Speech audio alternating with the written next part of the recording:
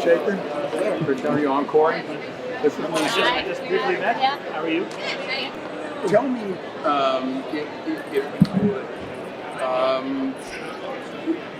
tell me how you came up in the business so that I understand. Yeah. So family business. My father built the company probably 30 years ago.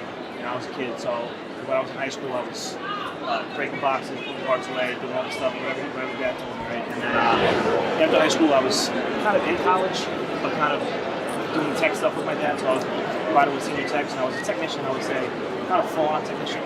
But I was doing tech work. I was riding around doing installations and stuff from about 17 to 21.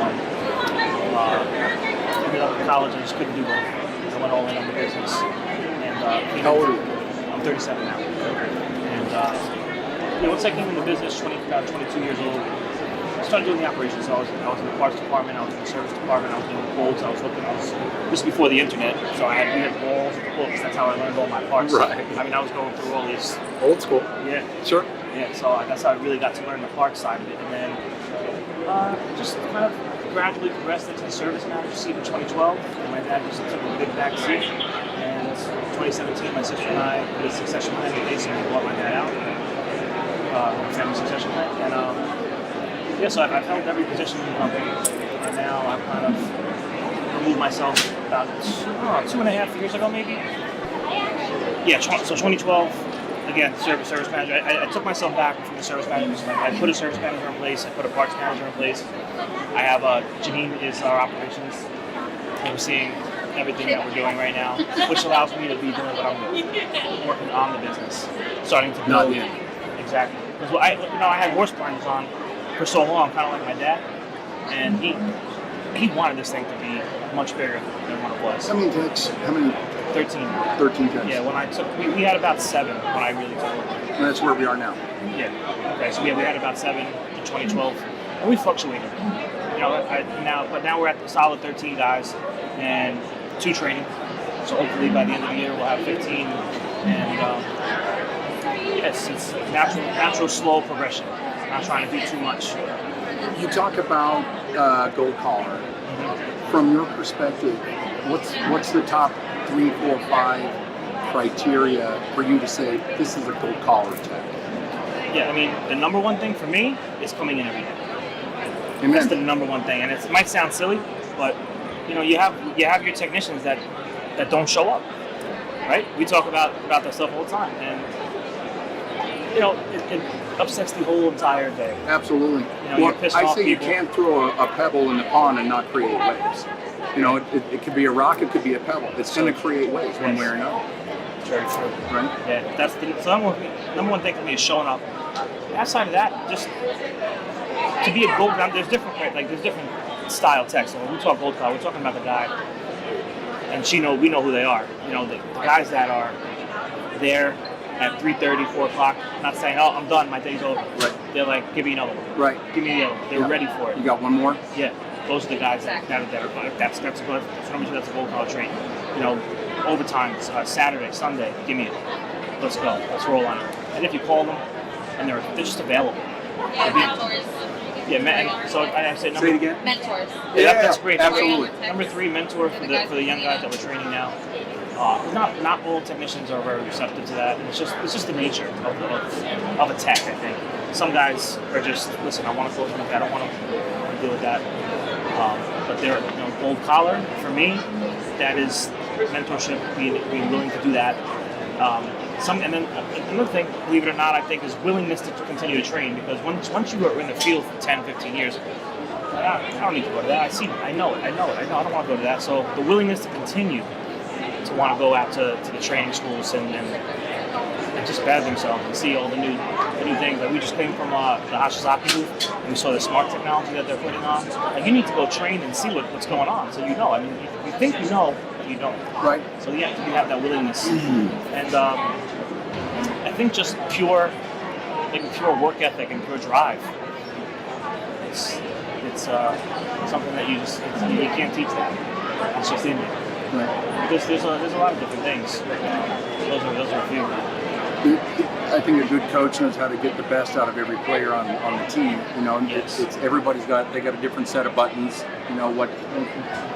You just got to find the button. You got to find the button. And I've got one tech right now who he doesn't have a button. I've done everything I can. Yeah. He's a good tech. He's a solid tech, but I can't say that I trust him the way that I want to, the way that I trust all the others. Yeah. And so he doesn't always show up. Calls it. If he's got a 6 a.m. call, he can call at 5 and say, "Hey, I'm not making it today." And like I said, that's depending on the day, that's maybe a pea-sized pebble or maybe a bowling ball. Yeah. You know, in the operation for what we got that day. You know, if you had 20, it'd be different. You could kind of absorb things like that. But with 7, it's tough. Yeah, even at 13 and stuff. I mean, you know, we have someone call out on us at 6 o'clock in the morning after you had 6 calls scheduled for the day. Right. The first call is going to be the worst one to make that phone call because they might have been waiting because we're so busy. Someone came in As you are too. The door for our tech and Yeah, Right. And then we don't show up. I mean, that just puts a bad taste in that customer's mouth. They're going to tell 5 people. And they're going to Absolutely people. are. And you know, when you're trying to build something like we are on culture and care, it's like, now who cares? They didn't even show up. So, and listen, I know we're not going to be perfect, but the only thing you can do is communicate to them, explain to them, even though they're not going to care, but you still got to do it. Right. And, my oven's not working.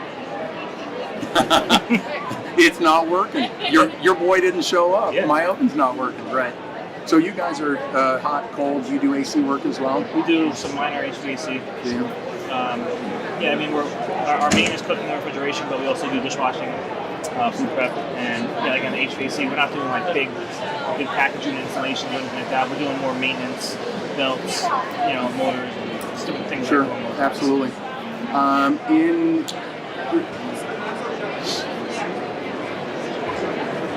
Talk to me about CFESA. None of my guys are CFESA, and I need to understand the importance of it.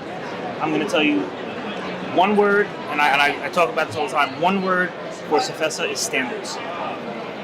You want to set the tone, right, for your men, for your women, and CFESA is standards. So having your technicians take the tests, become master certified technicians, you're setting the tone for your company. Like, listen, we're not going to be like everybody else.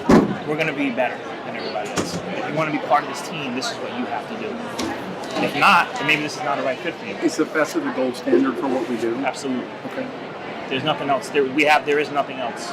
It's the Food Equipment Service Association, right? So putting those and to become a certified CFESA company, which is not easy.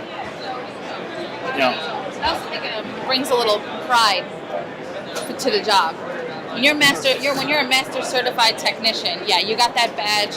You're a little bit above the normal technician. So I think even for men, yeah, right. It brings a lot of pride to them, and I love telling. I even put on my quotes.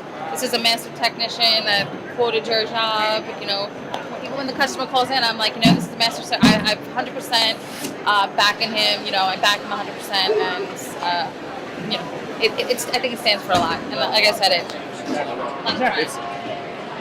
Look at it like a differentiator, because I say all the time, like in our market, in your market, there's so many companies that sell service and parts, installation. What's so special about us? It's going to be the people. Right. It's going to be the tone that we set, the standards that we put in place. We're a certified CFESA company. Right. Like, there's not one other company in New Jersey that would say that. I'm the only one. And when you sit down and you have your meetings, with your guys, bring it up and you talk about it. Talk about what the association. I tell them what I'm doing, what I'm out there doing, why we have to do the things we have to do, because we want to be the best. Y'all ready for this?